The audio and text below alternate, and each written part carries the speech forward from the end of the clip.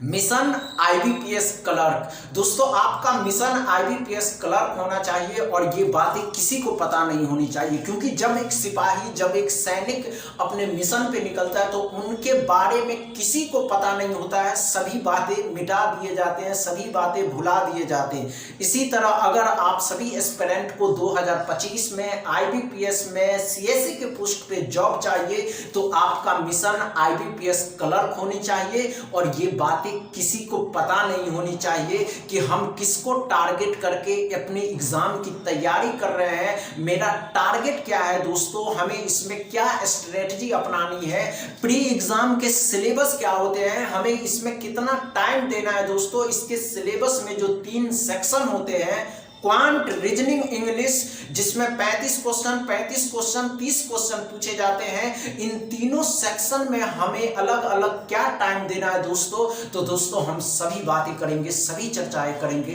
जब तक आप इस वीडियो को शेयर करिए, लाइक करिए, चैनल को सब्सक्राइब कर लीजिए और हमारे साथ बने रहिए। आज के इस क्लास में जो आप उपस्थित हुए दोस्तों, ये बात जानने के लिए, ये समझने के लिए दोस्तों, मिशन आईबीपीएस क्लर्क हाइड रखना है, छिपा करके रखना है, बस किसी को बताना नहीं है कि हम किस मिशन पे हैं दोस्तों। क्योंकि इस वर्ष अगर आपको चाहिए जॉब, क्योंकि इस वर्ष 2025 में आईबीपीएस के अंदर 10,277 वैकेंसीज है, जिसमें से हमको एक चाहिए। तो आपको ये बातें हाइड रखनी होगी, इसे छिपा करके रखना होगा, किसी को बताना नहीं है। और सबसे अहम बात दोस्तों, हमको पहले प्री एग्जाम की तैयारी करनी होगी और इस प्री एग्जाम में दोस्तों जहां quant 35 question, reasoning 35 question, English 30 question पूछे जाते हैं। ध्यान से देखिएगा, हमको अगर इस एग्जाम को क्रैक करना है दोस्तों तो इस क्वांट के सेक्शन में, अभी भी कह रहे हैं दोस्तों, ध्यान से देखिएगा, क्वांट के सेक्शन में arithmetic, DI and speed math से क्वेश्चन पूछे जाएंगे। जब इन तीनों से क्वेश्चन आएंगे और आपको सिलेक्शन लेना है तो आपको इस क्वांट में डीआई और स्पीड मैथ पे फोकस करना होगा। घर पे जितनी प्रैक्टिस आप डीआई एंड स्पीड मैथ के क्वेश्चन को करेंगे आपका सिलेक्शन होगा दोस्तों।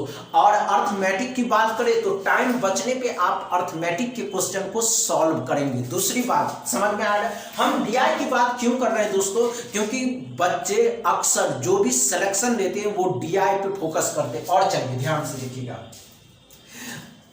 अब रीजनिंग की बात करते हैं। रीजनिंग 35 नंबर के आते हैं दोस्तों। इस रीजनिंग में भी 2 चीजें लॉजिकल छिपी होती हैं। बच्चे पजल पे अधिक टाइम देते हैं।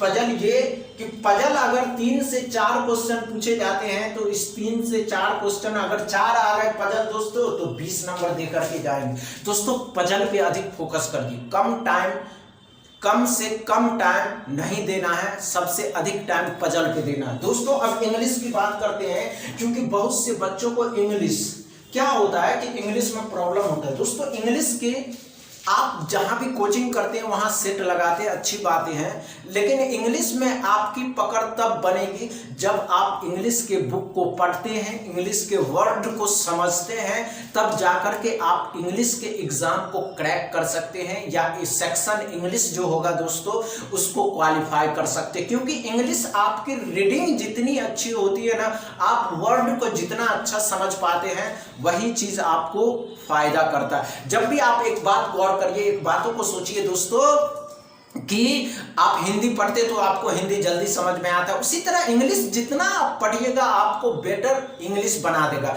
तो दोस्तों आपका मिशन होना चाहिए, आपका मिशन आईबीपीएस क्लर्क होना चाहिए। बस ये बातें किसी को पता नहीं होनी चाहिए। बस इतना ही दोस्तों। वीडियो अच्छा लगे तो शेयर करिएगा, लाइक करिएगा, चैनल को सब्सक्राइब कर लीजिएगा। थैंक यू दोस्तों।